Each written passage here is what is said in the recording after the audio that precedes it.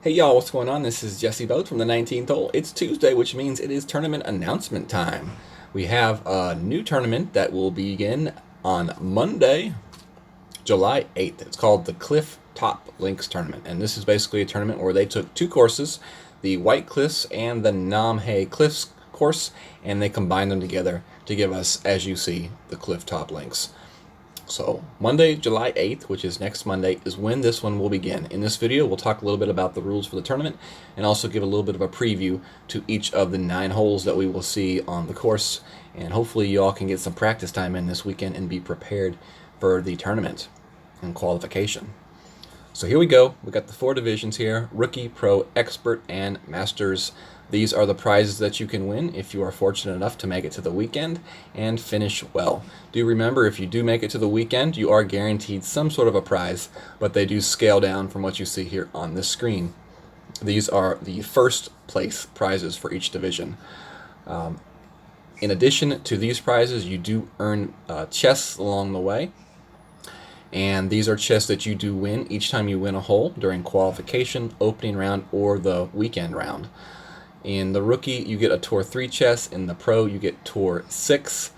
In Expert, you get Tour 9. And in Masters, you get Tour 12 chests. And these are kind of like the chests that you win playing in the Tour matches. The only difference is these are tournament chests, so they are a little bit better as far as the amount of club cards that you do receive in them. So they're a little bit of upgraded chests, so definitely keep that in mind. If you're trying to decide which division you want to play in, do take into consideration that you do win these chests while you play, so you can kind of add up some club cards along the way. And if you're playing Rookie and you don't feel like you're getting any kind of upgrades, moving to the Pro, getting those little bit, those Tour 6 chests could definitely help improve some of those clubs that you have not been getting a lot of club cards for in the Rookie. So definitely keep that in mind, and the same goes for playing in the Expert or the Masters as well. So the higher you play, the better chance you have to receive better club cards for better clubs. Makes sense, right? Okay. These are the rules for each division. As you can see, the Rookie plays from the front tee, Pro Expert play from the second tee, and the Masters play from the third tee. And that's always the same, no matter what tournament we have. The wind speeds do vary across the different divisions. As you see in Rookie, it goes from 3 to 6, and then you jump up to Masters, you got 16 to 19 miles per hour. So definitely a pretty big gap there in the differences of the winds. So definitely find which one you feel most comfortable in when you are trying to decide which division to play in. Needle speed increases also do go up. As you see in the Masters, plus 50% needle speed increase is the rule for that division. Hidden spin, only active in Expert and Masters, which basically means you will not be able to see the top and side spin of your opponent's shot, and you will not be able to see their ball guide for their shot either. If you're playing in the Rookie and the Pro, those rules do not apply, and you will be able to see your opponent's spins. So definitely remember that and keep that in mind. This is the course that we have. Holes 1 through 9, White Cliffs and Namhe Cliffs, all kind of mixed up, jumbled together to form one cool course. I do actually think this is a pretty nice course. Below the holes, you can see in that white box, that is the information to use to find where these courses are located in Tour so that you can practice them over the weekend. Namhe Cliffs, Tours 3, Tour 10. White Cliffs can be found in Tours 5 and 12. So it looks like in the Rookie division, you can practice all of these holes between Tours 3 and 5. And looks like from the second tee, you can play the Namhe Cliffs. And then from the third tee, you can play the White Cliffs. So you see what they did right there. So, all right, so now we're going to talk about each of these holes individually just a little bit. I'm not going to go into like a lot of detail about each hole, just kind of enough to kind of refresh your mind about them, give you just enough to get out there on the weekend and start practicing.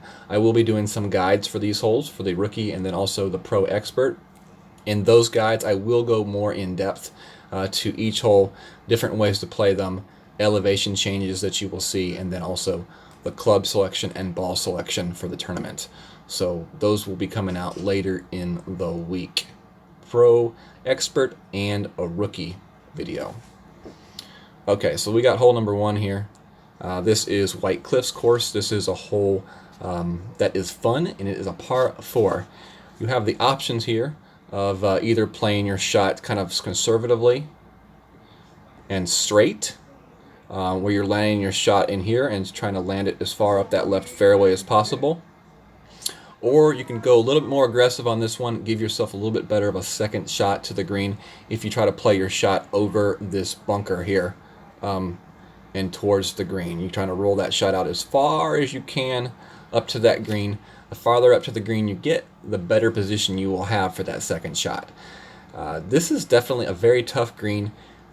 If you're playing into the closer position, you have the option of kind of going at this hole with a couple backspin in front of the hole. You could also try for the dunk. I would not recommend going for a full backspin shot, because if you do miss that hole, that ball will hit the front edge of that green and roll all the way down into this bunker right here. So definitely do not want to mess up a full backspin shot here. I wouldn't even recommend it, honestly. For playing that dunk, they say the elevation's like a minus 10%. That dunk plays weird, in my opinion. I would play more for the couple bars of backspin shot in front of the hole. Try to find that min-range adjustment for your shot, so you have to move that ball guide as little as possible, and then play the hole that way. But you know, the dunk is still a possibility and is there if you are comfortable with the dunk. For your second shot from the left-hand side, I would recommend trying to find yourself some sort of a position more towards the lower base of that green. Try to find yourself a spot that is consistently giving you a nice, consistent bounce, and try to dial in a shot that way with a little bit of topspin probably. And that's the way I would play if I was playing a more conservative route to this hole from that left position. The drive is plus 20% no matter how you play it, left or right, so definitely keep that in mind for the drive. And then the second shot does vary depending on where you're playing the shot from. Next hole, hole number 2, par 3. And rookies, you're most likely going to see the rookies playing a skip shot here in front of the bunker. Higher level divisions, you're going to see them playing the shot over the bunker, with like a quarterback or a rocket with like some backspin and right spin, trying to just direct that ball towards the hole. But the rookies are most likely to be playing the skip shot with either the sniper or a Goliath, and that's going to depend on what direction that wind is playing. This shot right here is played at plus 30% no matter which division you play. Fun par 3, definitely a fun par 3, but a tough one. Hole number 3 here, we got our first Namhe Cliffs hole here, and this is a hole that just really depends on what kind of a wind we have. For the most part, everybody's going to be trying to play their shot up to the front edge of this bottom right fairway area. Just trying to put themselves in position to possibly get to the green in 2. You're definitely going to have some sort of a power ball and a wood club with a good amount of power for this shot. If we don't get a very favorable second wind, then you will see people laying their shot up to the front edge of this next fairway and then playing a short iron to the hole. I would assume they're going to give us some sort of a tailwind for our second shot, because they do want to entice people to use higher level balls and go for that shot to the green. In which case you want to have a club with backspin to either land the ball on the front edge of the green, or you're going to land your edge to the left bottom edge of that rough and use some topspin and right spin to roll that shot out onto the green towards the hole. Possible albatross chance here, but not likely. Higher level divisions, in the case of a really nice tailwind, you could possibly play your shot to that island right there. If you go up balls and have a really nice driver, you could definitely go to that next little fairway area and get your shot and drive up into this zone of the fairway, in which case then you would have a really nice, probably a long iron shot to the green for that possible albatross that way. But that's going to be higher level divisions, and that's only if you get a nice tailwind for that shot. All right, next hole is 4, par 3. This is another one from Namhe Cliffs, and this one right here, you're either going to be landing your shot up here along the front edge of this fairway, or possibly going for the rough bump. If we have a nice side wind, the rough bump will definitely be a great option. If not, I would definitely just look at the skip shot over the bunker. This is a pretty simple, straightforward par 3 where I expect to see people dialing it in and getting the ace Something like 10 to 20% over adjustment for the downhill shot here. I want to say it's closer to 20%, but I'm not 100% sure on that one. That's just kind of off the top of my head. But it's definitely a simple shot. Most likely going to be looking at a short iron or long iron shot on this hole for the lower mid divisions. All right, next hole is 5, which will be going back to the White Cliffs holes. This hole right here, you play a 20% elevation change off the tee box, and you're either landing your shot off this tee pad here or flying to the next area of fairway, with your end goal is to get here to this top area of that fairway. That's basically where you want to end, is up there. Your second shot played with no elevation. Pretty sure it's no elevation. And basically you're just playing your second shot to somewhere up in here and trying to just roll that one on. Possible albatross right there. It's definitely a wide open green, and if you can find that perfect elevation or that perfect spin combination and get that one to drop, that would be a nice drop for sure. Next hole we have coming up is another Namhe Cliffs hole. This one right here is definitely a fun one. I kind of like this one. It is a par 4, and if you have a good tailwind, you can try to play your shot up to this little island fairway section here and try to get the nice bounce here and possibly roll it up into the green area here, or lay it up here in front of the green for a nice little wedge chip to the hole. If you're unable to do that, you can play your shot to the right here and play your shot up to this zone right here.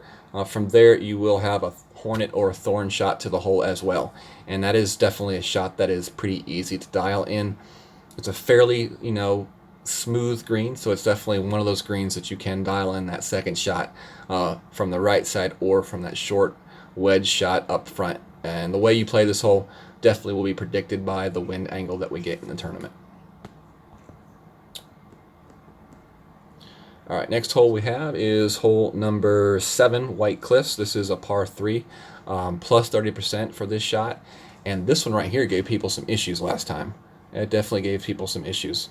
Your landing spot is going to be somewhere up here, and you're playing, this is for the lower level divisions, and you're playing a bounce shot up to this next fairway, trying to roll it into the hole. If you're playing in the higher level divisions, then you are landing your shot somewhere up in this zone right here, and trying to get that bounce and then roll to the hole. And that's done with, last time it was either the quarterback or the rocket, and it was a plus 30% elevation change for the adjustment on this hole. So lower level divisions like the rookie, you're skipping the shot. Higher level divisions, you're playing a backspin, left spin shot, trying to just kind of roll that one up to the hole and get the drop. Not a whole lot of people were able to dial that one in, so definitely look for people the second time around to maybe do a little bit better and dial it in a little bit better this time. Usually the first time you see a hole, it's a little bit more difficult to get that one dialed in by the weekend, but by the second time you see it in another tournament, that's when these holes really start to get dialed in. So definitely keep your eyes on the community boards for those shots. All right, we got another White Cliffs hole here. This is hole number 8. This is a par 4, and this one right here, you play 20% off the tee box, and you're playing your shot either A, up to this front left area, or B, to this zone over here. The way that you get to it is to the left. You're just playing a pretty conservative shot with your driver. If you're playing the shot to the right, you're probably playing some sort of a power curl shot where it comes in. You're landing somewhere in this zone right here with top spin and right spin, and trying to get that ball down that fairway as good as possible. The farther you get to the end of that fairway, the better you'll be set up for your second shot to the green. Definitely keep that in mind. If you're playing the shot to the left-hand side, it's going to be like a plus 30% elevation shot, and a lot of people played the rough bump right there last time, and I saw a lot of people hitting that rough bump shot. If you're playing the shot from the right side, it's like a plus 10%, and it's either a wedge shot or a short iron shot. And that one gave people some issues, I believe. I think that one gave people some issues. I think we ended up having to play that one at like a plus 20%, and it was just a very difficult shot. It got easier as you got closer to that top right edge of that fairway, I believe. I want to say, because when you're adjusting in min distance, it's a lot less movement on that guide, so it makes the shot a lot easier. But yeah, if you play left, 30%, and you're playing the rough bump on that little area in between the two bunkers. And it looks small, but there was definitely enough room to make that shot for sure. Okay, next hole is hole 9, and this one right here is Namhae Cliffs. You either can play your shot up to this area right here. You can play for a kind of a curl shot where you bounce over to this zone right here. Those are your options for this hole. Those are your regular options to this hole. If you get a really good tailwind, you can play a shot where you bounce it up here and then try to bounce it up in that direction. Sometimes people can get over that bunker, sometimes they're in that bunker, and sometimes people are in front of that bunker. So that is definitely an option. The better the wind, the better the club and ball, the better the result on that type of shot right there. From the left side shot, you're going to be playing your shot to this little island with a long iron or a wood club, and just trying to kind of hop that shot over and hopefully judge out that roll to the hole. If you're playing it from the right-hand side, you're playing this one most likely with a sniper or a guardian or something like that. And also, again, trying to judge out that nice roll. And that's why I say the sniper, because the sniper has a really good ball guide. So that's why I always say the sniper for that shot. But those are the options. That's the way you're going to kind of play it.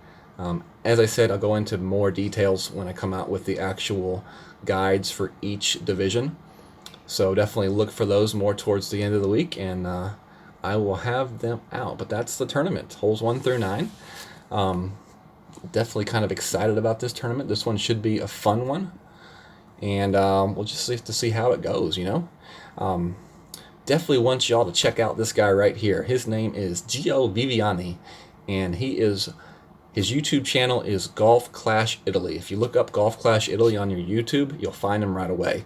He is a great personality, very high energy individual, and he does a lot of upper level content. He plays Masters level, and then he also does a lot of Tour 11, Tour 12 grinding. I always have people that come to me asking where can they find content for Tour 11 and Tour 12. Well, this guy right here has the content, so I would definitely recommend to check him out. Give him a look. If you like it, hit the subscribe button. What's the worst that can happen? Get a few extra notifications. But definitely, I would say give him a chance. He's definitely a very fun individual, very high energy. Is definitely going to make his streams entertaining and fun. So, like I said, the name of his channel is Golf Clash Italy. You will start to see him a lot more on the 19th hole, because he is joined the 19th hole. And hey, give him a try. Give him a try. All right, y'all, take care. Have a good day. God bless.